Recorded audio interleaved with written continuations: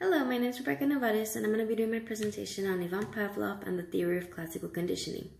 I attached the video to the PowerPoint just in case you wanted to look over the PowerPoint. So, Ivan Pavlov was born in 1849 in September in Russia, and in 1870 he began taking classes in natural science.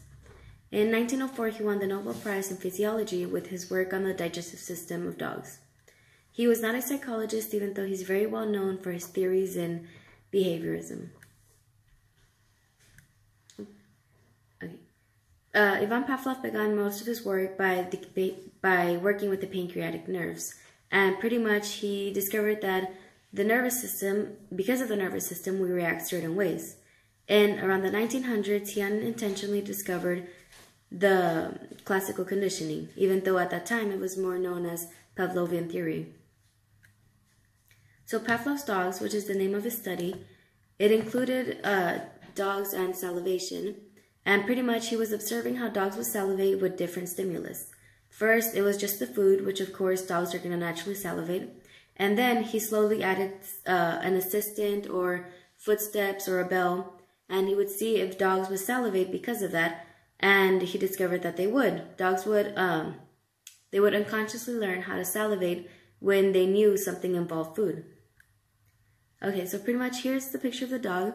And this is the unconditioned stimulus. And then, of course, there's salivation. And then on the second one, it has the dog and the neutral stimulus, which would be the bell. And there was no salivation because of it. Well, when you join both of them together, it made the dog begin salivating. And then slowly, the dog would begin salivating just by the sound of a bell. This is known as classical conditioning.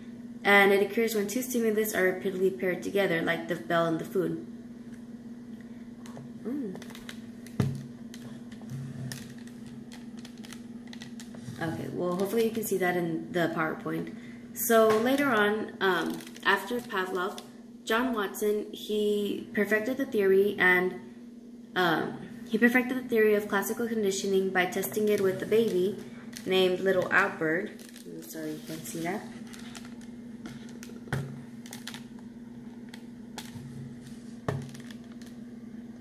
Okay, well, pretty much Little Albert, he was a child that they tested him with showing him animals and showing him different animals, and the baby would react naturally to them because it was a neutral stimulus. And then they added the loud bang of a hammer behind him, which would make the baby cry. Well, slowly, just by seeing the animal, the baby recognized it with crying, and it made it into a reflex. So that's how they perfected the theory of classical conditioning.